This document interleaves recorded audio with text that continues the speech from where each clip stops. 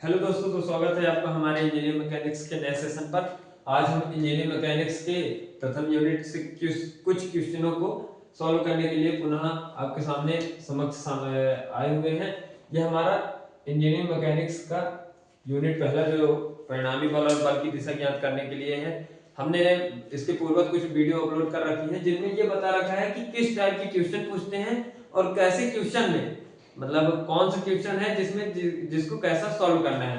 Total types बता रखा है, कौन कौन सा टाइप होता है। एक तो दो बल के लिए और दूसरा दो से अधिक बल के लिए। जब दो से अधिक बल के लिए आता है तो सिग्मा भी सिग्मा एच वाला फॉर्मूला लगाते हैं, और जब दो से कम बल के लिए आता है तो वो under root f1 square plus f2 square plus 2f1 f2 cos of theta वाला फॉर्मूला लगाते हैं। ये हमने अपने पहले वीडियो पर डाल रखा है, आप इसके पहले देख लीजिएगा। अभी हम देखते हैं कि जब भी कोई ऐसा क्वेश्चन आता है जिसमें दो से अधिक बल लगे हों, यहाँ पे हमें दो से अधिक बल दिख रहे हैं, तब कौन सा फॉर्मूला लगाते हैं और कैसे सॉल्व करते हैं। तो देखते हैं क्वेश्चन क्या बोल रहा है कि 100 Newton, 80 Newton, 60 Newton, 40 Newton, 20 Newton के 5 बल एक पिंड पर एक तल में क्षैतिज ऊर्ध्वाधर तो समझते होंगे, ये क्षैतिज होता है, ये ऊर्ध्वाधर होता है।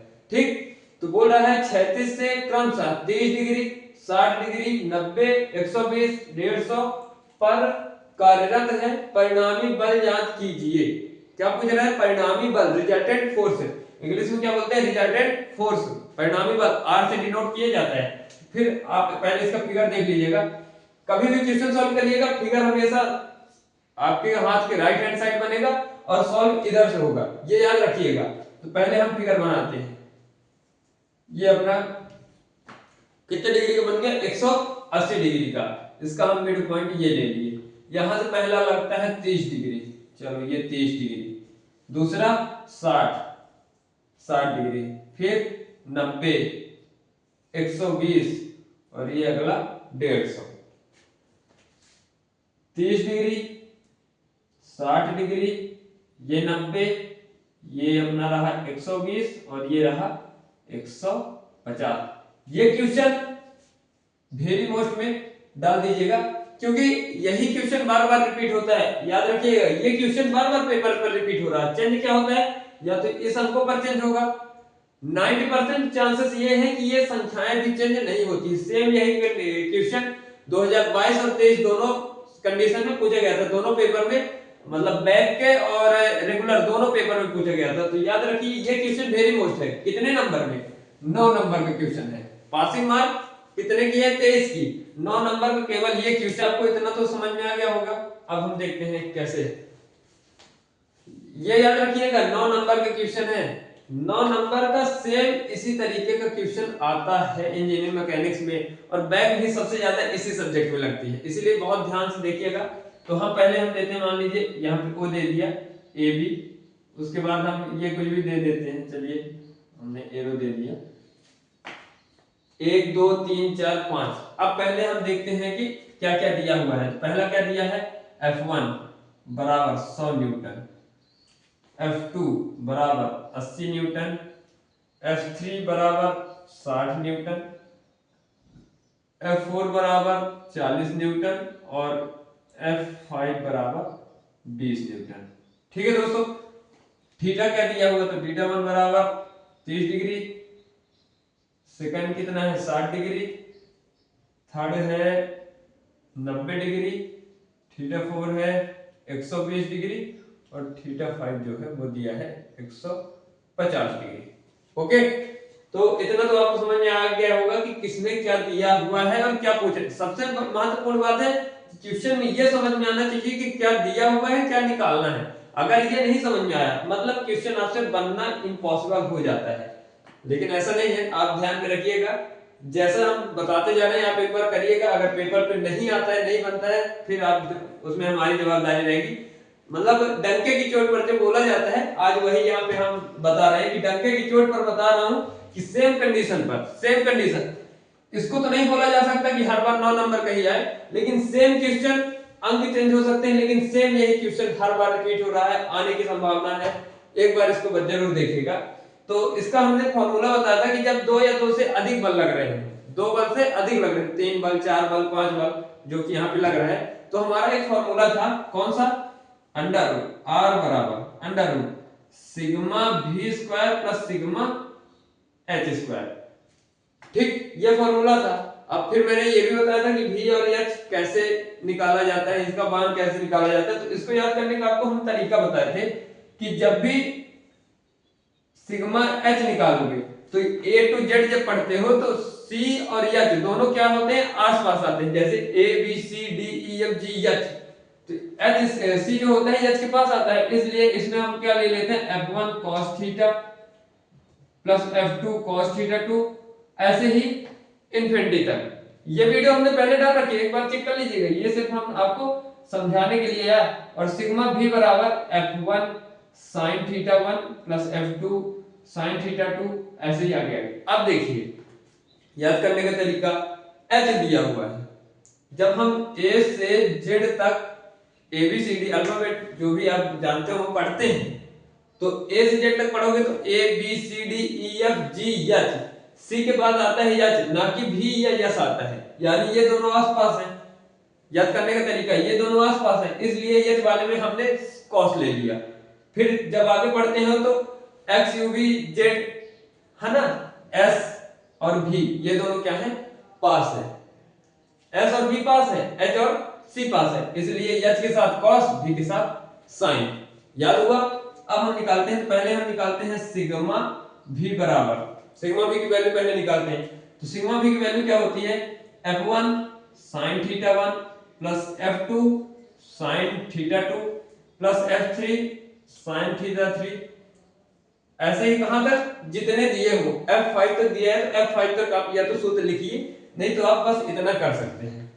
तब सिग्मा भी बराबर f1 का मान 100 गुणे साइन थीटा 1 का मान 30 डिग्री प्लस f2 का मान 80 गुणे साइन थीटा 2 का मान कितना है 60 डिग्री प्लस f3 60 गुणे साइन 90 प्लस 40 गुणे साइन 120 प्लस 20 गुणे साइन 150।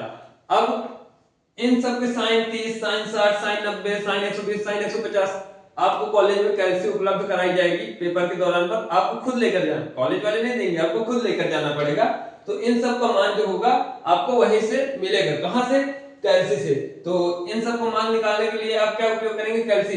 ये याद रखिएगा कि अंडर रूट या कोई एक डिजिट में अंक नहीं लोगे, आप लोगे तो किसमें, पॉइंट में। जैसे मान लो साइन 30 का मान दिया हुआ है, मान लो 0.736, तो आप लिखोगे 0.736, ना कि √3 लिखोगे। क्या लिखोगे, ना कि √3 लिखोगे। तो हम देखते हैं, जैसे बराबर 100 गुणे साइन 30 का मान, अब देखते हैं साइन 30 का मान क्या होता है, तो 0.5। क्या होता है साइन 30 का मान, 0.5 प्लस 80 गुणे साइन 60 का मान। अब साइन 60 का मान क्या होता है, तो 0.866। ये मान हमें याद नहीं, ये कैलसी से निकाला जाता है। ये जो मान हम लिख रहे हैं ये कैलसी से निकालते हैं। प्लस 60 गुणे साइन 90 का मान 1, साइन 90 का मान तो सबको पता होगा कि 0 का 0 90 का 1, cos 0 का मान 1 और 90 का 0, एक दूसरे के अपोजिट। प्लस 40 गुणे साइन 120। अब इसका मान निकालने के लिए आप लोग परेशान होंगे कि साइन 120 कैसे निकालोगे। तो सबसे बड़ी बात, 60 और 120 मिला के कितने हो जाते हैं, 180। कितने हो जाते हैं, 180। यानी ये मान जो होगा वही मान किसका होगा, 120 का। तो यही मान उठा के रख दो। प्लस 20 गुणे साइन 150, क्या जोड़ोगे, 30, तो 30 वाला मान उठा कर रख दो। ये साइन बस में होता है, कॉस वाले में क्या होता है कि कॉस वाले में यहाँ पे माइनस लग जाते हैं, यानी ये वाला यहाँ पे माइनस लग जाएगा। वो हम कॉस वाला जब करेंगे तो आपको बताएंगे, अभी आप इसको समझिए पहले। तो 5 को गुणा 0.5 को गुणा हमने 100 से किया तो क्या आ गया, 50 प्लस, अब इसका गुणा करके हम देखते हैं क्या आया, 69.28 प्लस 60 प्लस इसका करके देखते हैं,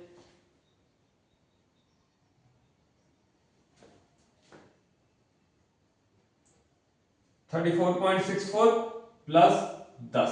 अब इन सबको ऐड कर लेना है, ऐड कर लो कितना आया 50 60 60 60 120 123.92 न्यूटन। ठीक है, एक बार आप चेक कर लीजिएगा।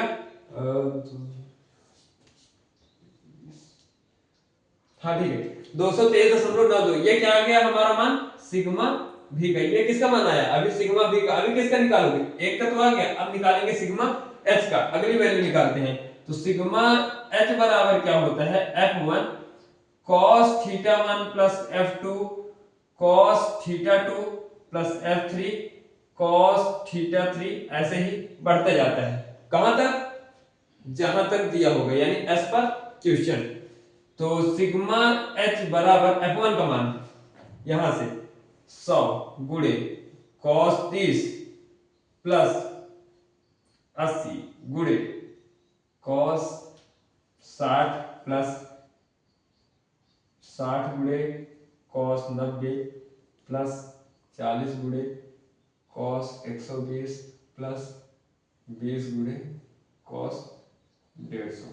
ठीक है, इतना आपको समझ में आया कि मैंने क्या किया वैल्यू पुट किया। फिर से वही चीज इन सब का मान आपको क्या कहां से निकालना है कैलसी से। तो निकाल लेते हैं 100 गुणे cos 30 का मान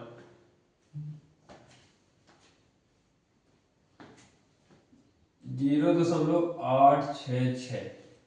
अब देखिएगा एक चीज पहले तो आप लोग जानते ही होंगे कि 0 30 45 30 45 60 90 यानी साइन का जो इसका मान होगा वो कॉस का उल्टा होगा। कहने का मतलब 0 इसका हो जाएगा 1/2 1/√2 √3/2 और 1 तो 1 √3/2 1/√2 1/2 और 0 2 हाँ ठीक है। ठीक दोस्तों, कहने का मतलब जो इसका 30 का होगा वो इसका 60 का होगा। देख लीजिए तो मैंने क्या देखा कि यहाँ पे साइन 30 का मान कितना था सॉरी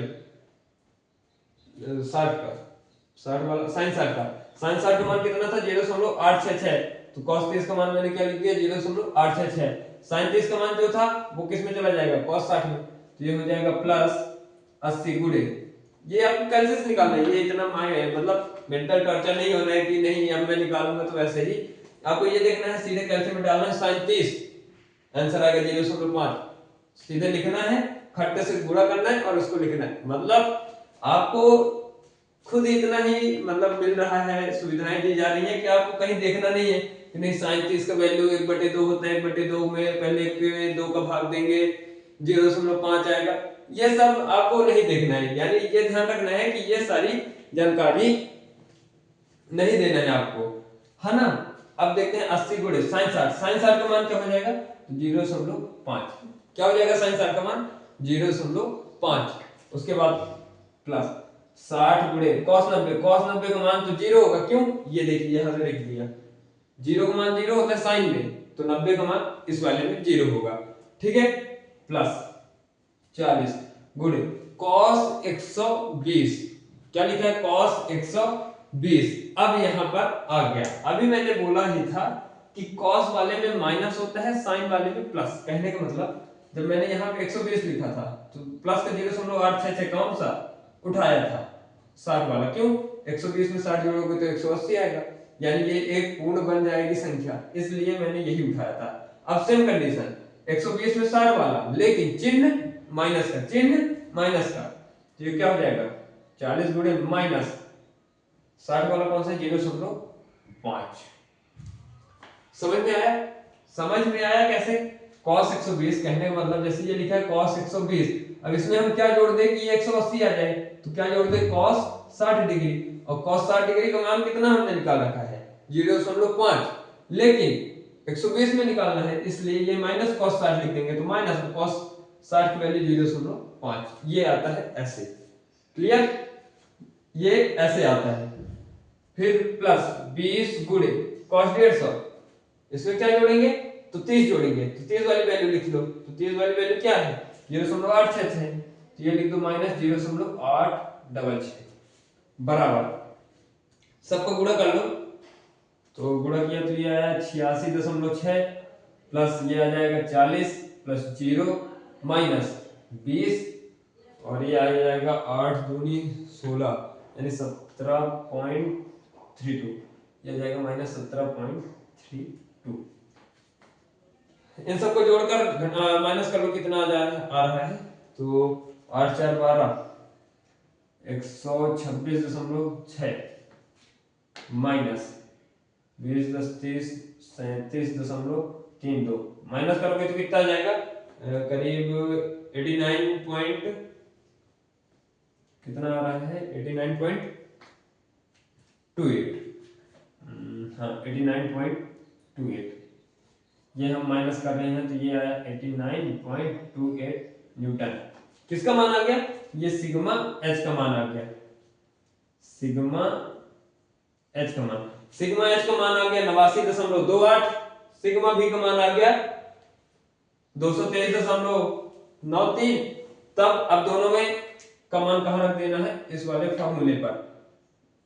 सिग्मा भी का मान ये आया और सिग्मा एच का मान ये आया, इन दोनों को कहां रख देंगे? इस पे। तो अपना क्या आ जाएगा? आंसर। बस। तो अब आप थोड़ा सा इसमें मान रख कर चेक कर लें कि क्या आ रहा है या नहीं। तो हम रख कर देखते हैं। r बराबर, देखिएगा r बराबर अंडर रूट, क्या लिखा? r बराबर अंडर रूट सिग्मा भी का स्क्वायर, सिग्मा भी स्क्वायर यानी इस पूरे का स्क्वायर, तो 223.92 का whole square plus sigma H का स्क्वायर यानी 89.28 का होल स्क्वायर, 89.28 का होल स्क्वायर बराबर। अब दोनों को जोड़ दो, स्क्वायर करके जोड़ दो। सबसे बड़ी बात, पहले तो स्क्वायर करोगे तो स्क्वायर करो, इसे सॉल्व कर लेना। एक सेकंड हम ही करके लेते हैं।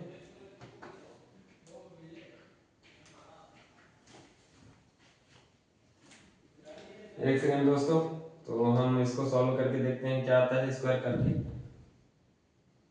223.92 का स्क्वायर, ये अपना आता है 50,140.16 प्लस 89.28 इंटू 89.28 इज इक्वल 70.91। अब इन दोनों को पहले तो ऐड कर लो, तो ये अपना हुआ प्लस 50,140.16, ये आया अपना 58,111.07। ठीक दोस्तों, तो ये तो अपनी हुई।